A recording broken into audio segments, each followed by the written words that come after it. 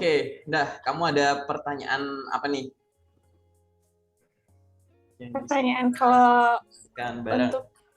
untuk buat CV yang baik dan benar yang dilihat HRD buat cepet kita dipanggil tuh kayak gimana sih Pak? Kenapa kayak gitu? Aku nanya sama kamu dulu. Sejauh ini CV-mu udah pernah lolos paling jauh sampai tahap apa? Interview tapi itu juga lama. Interviewnya Jadi lama. kayaknya ada yang salah dari CV aku tapi aku nggak tahu apa gitu. Bentar. Maksudnya lama tuh gimana? Interviewnya lama atau Dapat panggilannya lah, dapat dapat panggilannya lama? panggilannya lama. Maksudnya, Padahal aku udah banyak kayak masukin CV sebanyak yang aku bisa gitu, tapi nggak ada panggilan. oh oke. Atau ada yang salah gitu. Gimana yang baik dan benar itu kayak gimana? Oh oke. Aku nanya pertanyaan kedua sebelum aku jawab itu. Kamu biasanya ngirim CV ini pakai platform apa aja? Email jelas dong. Ngirim lamaran lewat email pasti ya. Terus yang lain pakai apa aja? Paling Google Form yang disediain sama itunya. Terus? Terus Jobstreet, Street? LinkedIn pakai nggak? LinkedIn. Jarang. Oke. Enggak. Oke. Terus kamu eh, ngirim lamarnya tiap hari nggak? Enggak sih, Pak. Ya, nggak Enggak apa-apa. tiap hari. Ya nggak apa-apa. Biar nanti kejawab sebenarnya kenapa gitu ya. Sebelum aku kalau tiba-tiba aku ngomong yang kompleks kan gitu. Terus habis itu kalau misalkan nih hari ini kamu lagi free ngirim lamaran banyak gitu ya. Kamu sehari rata-rata bisa ngirim berapa banyak lamaran? Yang tadi kamu bilang aku udah ngirim banyak tapi panggilan dikit. Nah, aku pengen tahu sehari itu paling berapa sih rata-rata atau pernah paling banyak berapa juga gitu Paling banyak paling 15, 20. per hari ya. Kalau sehari seminggu ada 7 hari, kamu kosongnya nggak ngirimnya berapa hari? 4. 4. Berarti kayak hari ini ngirim, besok enggak, besok ngirim gitu. Kenapa? Apa yang terjadi? Kenapa ada break kosong gitu? Apakah kamu masih kuliah atau kamu masih sambil kerja atau ada bisnis? Masih sambil kerja. Oh, masih kerja. Tapi mau habis kontrak gitu, tapi Oh, ya. Oke, aku jelasin dulu ya. Memang tantangan tersendiri. Aku akan kasih penjelasan sedikit berbeda terkait dengan bagaimana CV itu akan direspon, khususnya bagi job seeker yang masih bekerja dibandingkan dengan job seeker yang memang baru lulus atau tidak bekerja. Nah, ini aku jawab sesuai dengan kondisimu dulu ya. Bagi teman-teman yang masih bekerja, gitu, silahkan kirim lamaran. Ini aku mau pastiin dulu ya. Kirim lamaran itu tidak harus di jam kerja, jangan sampai mengganggu jam kerja. Memang benar, ada orang yang bilang kalau ngirim lamaran tuh bagusnya di jam sekian, di jam kerja lah, itu benar. Tapi kalimat utamanya atau kalimat utuhnya bukan begitu. Kalimatnya adalah mengirimkan lamaran kerja kapanpun itu baik, tapi di jam kerja lebih baik. Yang artinya bukan mengganggu waktu kamu yang masih bekerja, yang harusnya kamu bekerja malah dicuri-curi. Oh, nggak ada bos nih, kirim lamaran. Nggak kayak gitu.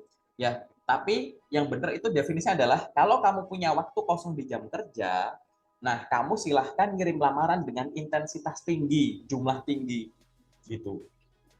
Biasanya ini cocok untuk teman-teman job seeker yang memang tidak bekerja, jadi di rumah gitu ya. Misalkan sekarang hari Rabu misalkan, terus habis itu ini kan aku nggak mau ngapain nih gitu, ya udah aku akan perbanyak lamaran yang aku kirim dari pagi sampai sore, itu boleh gitu ya. Jadi definisinya itu adalah ngirim lamaran kapanpun baik, di jam kerja lebih baik. Kalau kamu free jam kerja silakan intensitas tinggi.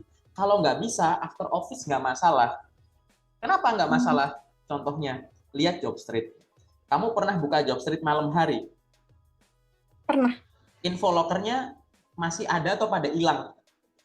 Maaf udah malam hari ngapain buka job street, tulisannya ada tulisannya gitu. Masih ada. Masih ada kan? Nah, itu adalah salah satu hal yang kita tuh kalau misalkan ada yang nanya aku sering nanya, aku jawabnya gitu. Aku boleh ngirim lamaran malam hari nggak? Coba kamu buka job street, ada info locker nggak? Ada. Coba diklik. Bisa nggak? Bisa. Ya udah lakukan. Aku akan bilang gitu. Intinya boleh aja, gak masalah. Banyak kok teman-teman yang masih bekerja, pengen nyari pekerjaan, tapi kan aku nggak mau resign dulu nih, pengen dapat kerja dulu nih sebelum aku pindah. Nah itu melakukan hal yang sama.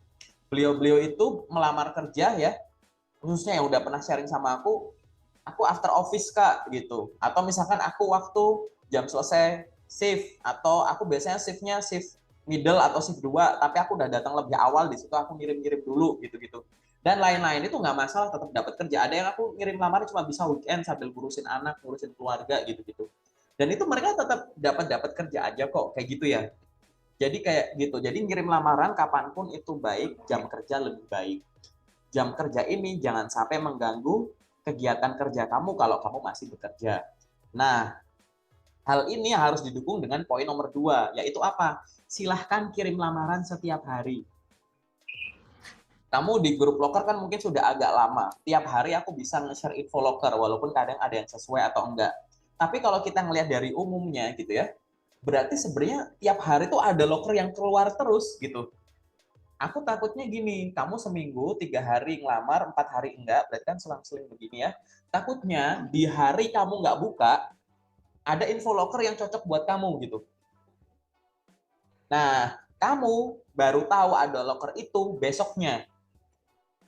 Jadi besoknya baru kamu sadar ada loker itu. Nah, orang-orang mungkin jumlahnya puluhan atau ratusan gitu, udah duluan ngirim lamaran ke sana.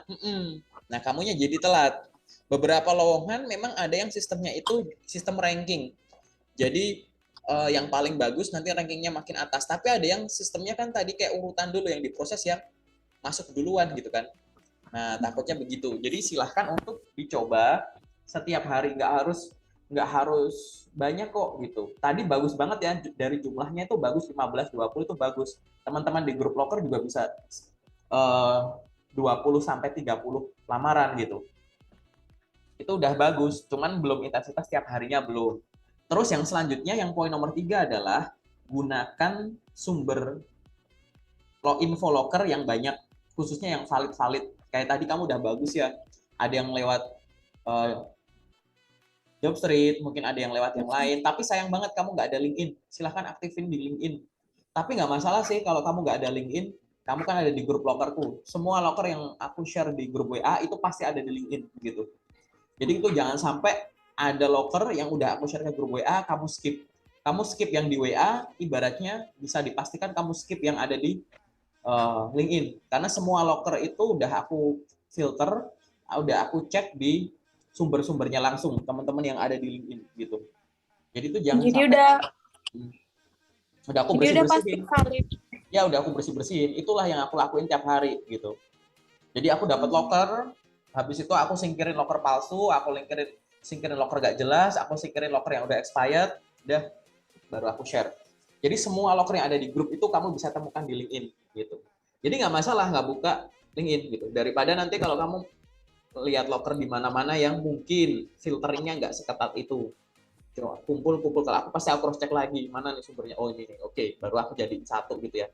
Nah itu harus kamu follow up setiap harinya, harus banyak. Coba misalkan logikanya gini, kamu sehari emang banyak ya 20 lamaran. Ada orang yang bilang, ada ya orang bisa 20 lamaran tiap hari. Kemarin aku habis sesi sama orang, dia bilang bisa di atas 100 per hari. Itu aku sampai mikir, serius di atas 100? Iya, wow gitu. Aku sendiri dulu waktu aku jadi seorang fresh grade, aku per hari itu 70. 70. Wow. Gitu. Itu orang ini bisa 100, aku nanya, gimana caramu? Caranya sama, cuman bedanya dia lebih intens gitu. Jadi gini Kak, sumber loker kan banyak. Instagram officialnya perusahaan, dia nggak asal IG, dia nggak ngomong IG loker gitu, dan nggak bilang gitu. Misalkan loker di mana atau lowongan kerja mana, dia nggak gitu. Dia nyari ngumpulin Instagram official perusahaan, dipantau tiap hari. Terus yang kedua Jobstreet, yang ketiga Glints, yang keempat LinkedIn, yang kelima website perusahaan. Bayangin aja gitu. Terus habis itu gimana yang kamu lakuin? Ya udah, kan tadi 100 dibagi 5, 20. 20 di Jobstreet kan lumayan gampang ya, tinggal diklik Ya, aja gitu.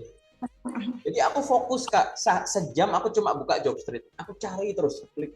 Aku cari di kotaku, nggak ada kota sebelah-sebelahnya, nggak ada kota yang lain gitu. udah habis 1 jam, pokoknya 1 jam selesai, job street aku tutup, aku buka fokus sekarang, fokus ke perusahaan. Mungkin kamu lihat di grup Locker kan beberapa kali aku reminder link-link perusahaan tuh. Nah itu dibukain satu-satu tuh. Dulu aku nggak nge-share link itu linku pribadi dulu. Itu link yang aku pakai. Nah kalian tuh udah aku tunjukin itu, tinggal buka satu-satu. Dia ngecek satu-satu. Gitu. Udah, habis itu ke LinkedIn, ke apa. Nanti kalau udah habis, balik ke job street lagi.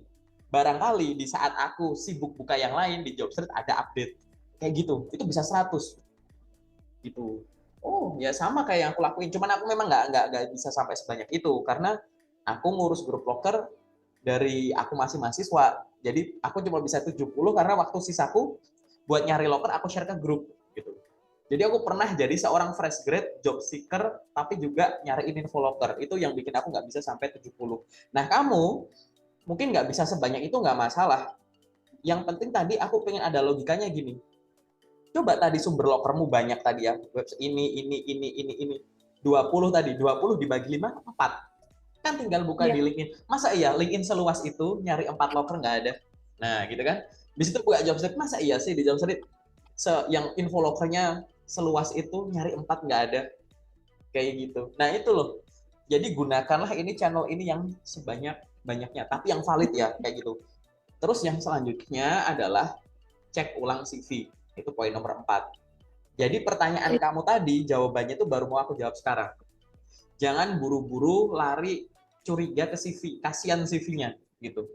Apalagi kalau bahasaku intensitasnya belum tinggi. Banyak orang kayak gini.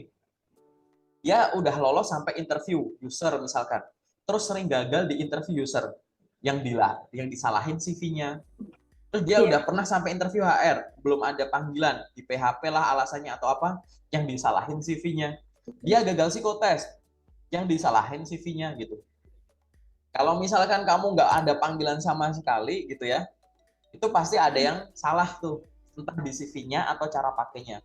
Tapi kalau kamu pernah sampai tahap yang agak jauh gitu, harusnya yang jadi prioritas kamu adalah ini yang jauh ini nih, kenapa nggak bisa lebih jauh lagi sampai keterima gitu. CV ke belakang, CV misalkan gini, kamu paling jauh sampai interview ini kan, maka kamu harus curiga gimana caranya aku lolos interview ini, biar besok kalau ada interview lagi aku bisa lanjut. Ini yang prioritas utama. Nah, tahap sebelum interview, mulai dari penyiapan CV, psikotes gitu ya, atau cari info Locker, apply job, terus psikotes gitu ya. Ini kamu optimasi. Jadi ini kamu tingkatkan, dibagusin lagi, biar apa? Biar kesempatan kamu ke sini tuh makin banyak. Gitu. Tapi dengan kamu memperbaiki ini, kamu kan tadi di awal harus belajar ini dulu. Biar kalau panggilan ke sini banyak, udah bisa kamu jawab. Dengan apa? Dengan mampu melakukan interview dengan cara lebih baik. Kayak gitu. Jadi aku jelasinnya aku balik. Untuk orang yang udah pernah sampai interview, kamu harus fokus. Kira-kira ada nggak pertanyaan interview yang mungkin kamu nggak yakin, kamu ragu gitu. Sama kayak tadi ya, sebelum sesi ini aku nanya gitu ya. Ada beberapa nanti di sesi detail aku jelasin sedikit, biar nanti next kalau mau ada sesi Zoom, kita bahas interview aja. Tapi balik lagi, CV itu harus benar dalam 2 hal. Pertama, benar cara membuatnya. 2, benar cara memakainya. Itu kuncinya. Kalau kamu nanya sama aku, CV kayak gimana yang menarik bagi HR atau bagi perusahaan, yaitu CV yang benar cara membuatnya dan benar cara memakainya. Artinya apa? Kamu harus pastikan dulu kamu menggunakan CV tipe apa. Mau ATS friendly atau kreatif. Dua-duanya sama-sama bagus, masing-masing punya kelebihan. Kemudian setelah menentukan itu, pastikan info yang di dalamnya, kan ada section apa aja gitu ya. Pastikan itu semua ada. Ada section-section yang sifatnya itu wajib ada yang sifatnya itu kayak opsional. Yang wajib ada tuh apa? Misalkan, ini aku sebut aja ya, info pribadi, mulai dari nama, terus foto mungkin, terus tempat tanggal lahir, alamat email, nomor telepon, sosmed buat portofolio gitu. Terus summary-nya, ringkasannya, kemudian pengalaman kerja kamu. Di dalamnya ya bisa pengalaman kerja di perusahaan, karyawan tetap, kontrak, harian, gitu kan, atau freelance, part-time, entrepreneur, paid internship, unpaid internship, asisten dosen, gitu-gitu, pengalaman kerja, silahkan masukkan. Kemudian pengalaman pendidikan, pendidikan bisa formal, bisa non formal. Kemudian pengalaman kayak training, sertifikasi, pengalaman volunteer, pengalaman organisasi, terus skill yang dimiliki, achievement gitu. Itu adalah hal-hal yang wajib ada di CV-mu. Kamu harus paham itu semua harus ada kalau kamu memang punya pengalaman itu, kan? Nah, habis itu ada info-info yang sifatnya opsional, misal kontak referensi, hobi, foto hidup gitu-gitu. Dipersilahkan kalau itu namanya sifatnya opsional gitu. Foto juga sebenarnya opsional sih gitu. Kayak gitu. Jadi ini mau dimasukin nggak ya gitu. Itu nanti opsional, silahkan, tergantung nanti skenariomu. Begitu kamu udah tahu di dalam CV harus ada apa aja, kamu juga harus menuliskannya dengan benar gitu. Khususnya bagi orang yang sudah punya pengalaman kerja kayak kamu. Orang yang sudah punya pengalaman kerja, CV-nya harus banyak berbicara tentang pengalaman kerjanya tersebut. Jadi, ya, orang yang punya banyak pengalaman kerja, nggak usah terlalu banyak ngomongin organisasi waktu kuliah atau apa, dimasukin boleh. Tapi kamu harus benar-benar mengupas pengalaman kerjamu dulu. Karena pengalaman kerja yang ditulis di CV harus bisa menunjukkan 3 hal. Pertama, tanggung jawab yang diberikan ke kamu. Banyak yang salah menuliskannya itu bukan tanggung jawab, tapi definisi. Kerjaan sebagai apa? Saya jadi sales hijab gitu. Job desk-nya ngapain? Menjual hijab ke calon konsumen. Definisi umum gitu. Yang kita pengen tahu tuh tanggung jawab yang diberikan ke kamu gitu.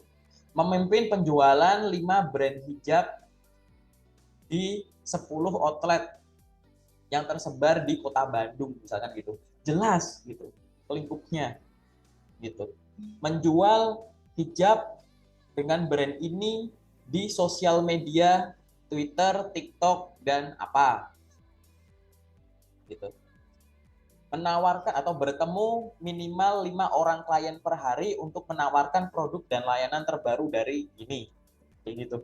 Jelas, munculin angka gitu. Ada lingkupnya. Berapa orang kalau kamu udah jadi supervisor ke atas gitu ya, berapa orang yang kamu pimpin, berapa outlet yang kamu pegang, areanya megang area mana aja, online offline gimana gitu. Kalau kamu jadi staff ya udah sampaikan aja berapa banyak, bahkan jadi guru pun bisa ada angka.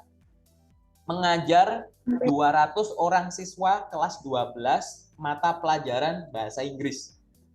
Gitu. Menyampaikan mata pelajaran sesuai dengan silabus selama 100 jam per minggu. Kan jelas, bisa ngukur. Gitu kan, jam ngajarmu tuh berapa sih? Karena udah ada panduannya. Guru pun juga bisa loh memunculkan itu. Nah itu, menuliskan pengalaman kerja tuh kayak gitu. Biar kita tahu, ini loh tanggung jawab yang udah pernah diberikan ke kamu, gitu ya. Tadi kan ada 3, aku ulang. Orang yang sudah punya pengalaman kerja harus menuliskannya. Nomor 1 adalah tanggung jawab yang diberikan. Yang kedua adalah prestasi selama dia di sana.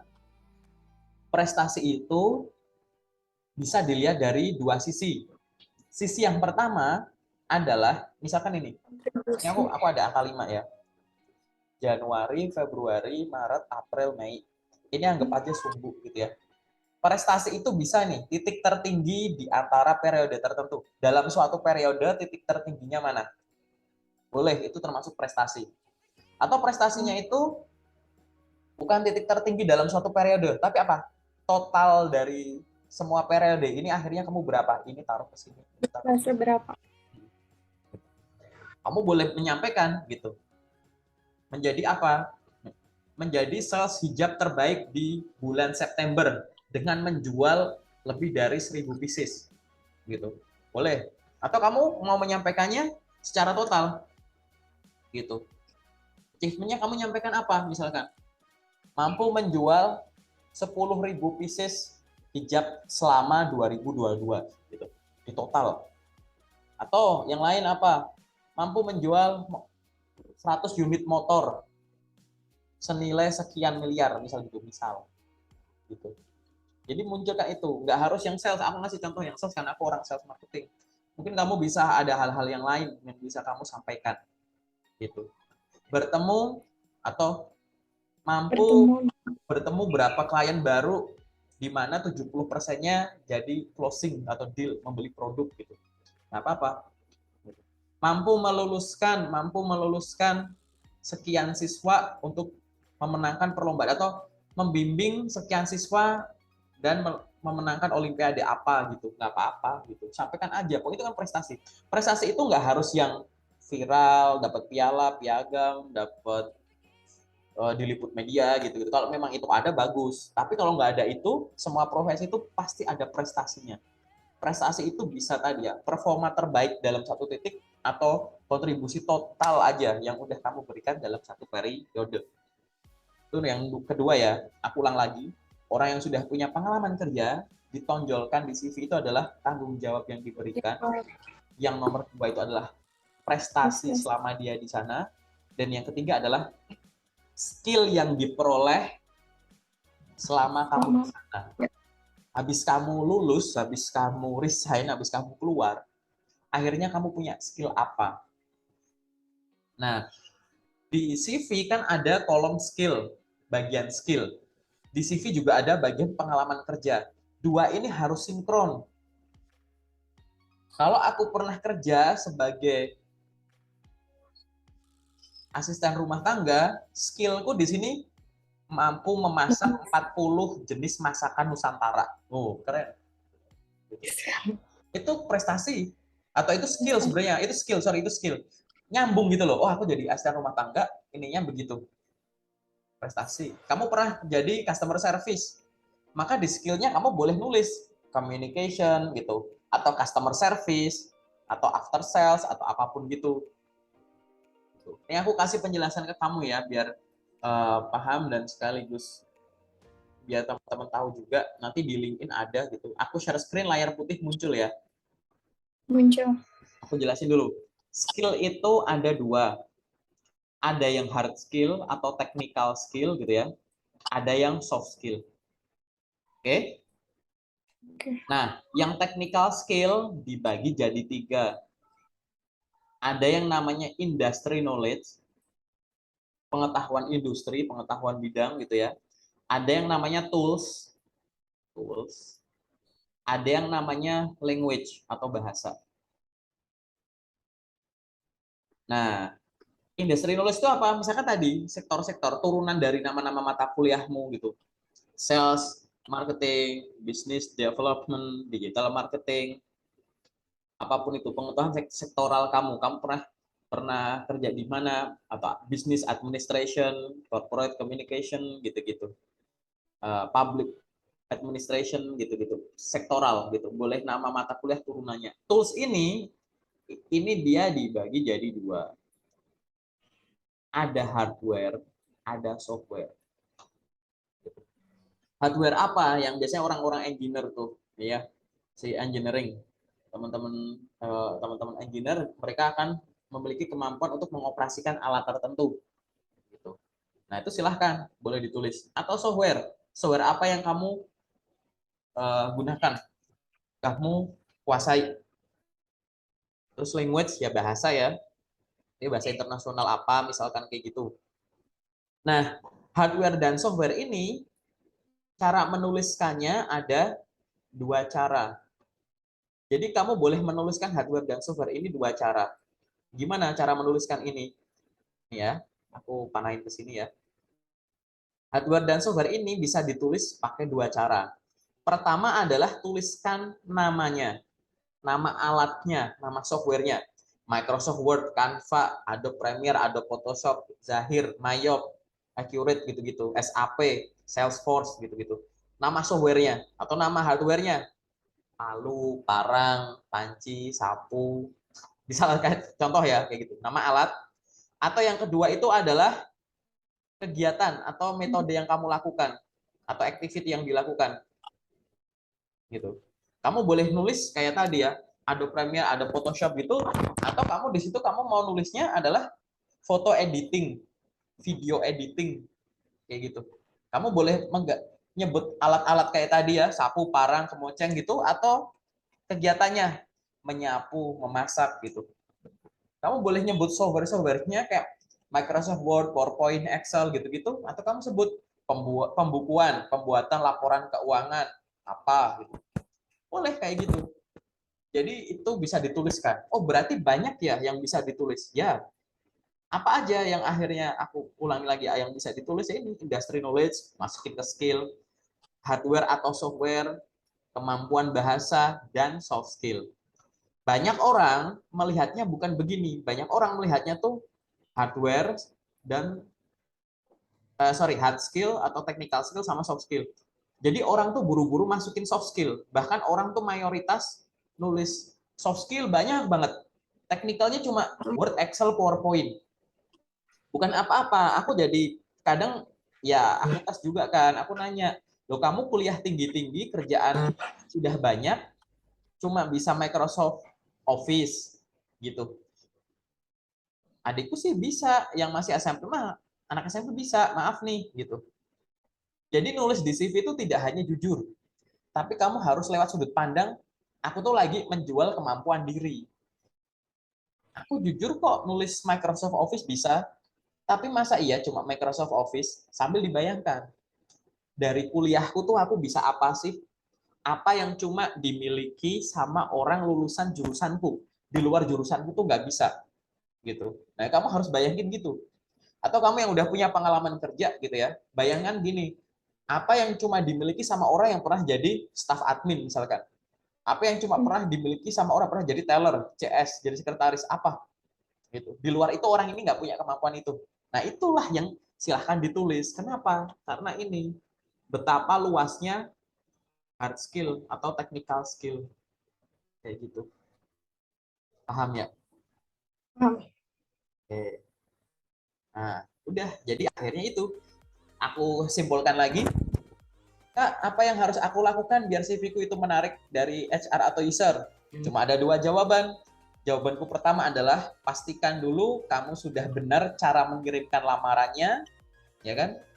Mudah benar cara membuat CV-nya.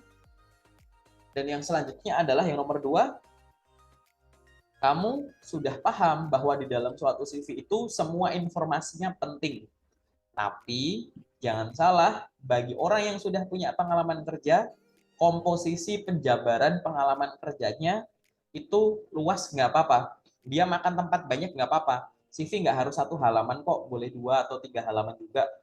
Yang penting pada saat menuliskan pengalaman kerjanya, pembaca, HR atau user bisa melihat tanggung jawab yang pernah kamu emban, kemudian prestasi yang kamu berikan selama kamu di sana, dan yang ketiga setelah kamu di sana kamu akhirnya bisa apa. Udah itu jawabannya. Panjang kan jawab pertanyaan kamu? Iya gitu. Gitu. Jadi Panjang. gitu ya. Jadi nanti kalau masih kelupaan ada yang kelewat nggak masalah. Tinggal tonton ulang aja Zoom ini. Oke? Masih ada Ya. lagi nggak pertanyaan yang sifatnya general atau umum? Udah segitu aja Kang. Oke. Oke. Kenapa kamu lucu banget ya ketawa-ketawa? Aku seneng banget loh ya. Kamu punya positive vibes gitu ya. Oke. Wah, Baik, udah kayak gitu. Paling itu dulu ya sesi generalnya. Kita bahas di sesi detail sekarang. Kita lanjut. Oke.